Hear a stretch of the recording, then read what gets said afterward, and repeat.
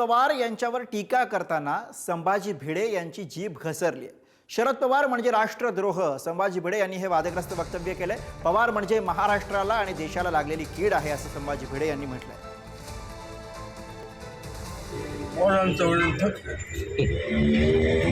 देशद्रोह पवार जातीवंत देशाचो बदमाश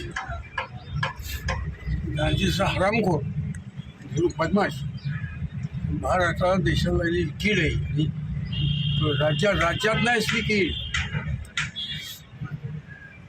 मोदी मोठे दीर्घ वाटत नाही, कीड लागली लवासाची काढून टाकू। संभाजी भिडेंनी पुन्हा एकदा आरोप केलेला आहे शरद पवारांवरती राष्ट्रद्रोह म्हणून असा उल्लेख आहे तो केलेला वारंवार। ही लोकशाही आहे, बोलायचा अधिकार आहे लोकांना सगळं माहिती आहे। ही लोकशाही आहे, बोलायचा अधिकार आहे लोकांना सगळं माहिती आहे। शिकूया AI ची क्रांती, चला करूया MSCIT।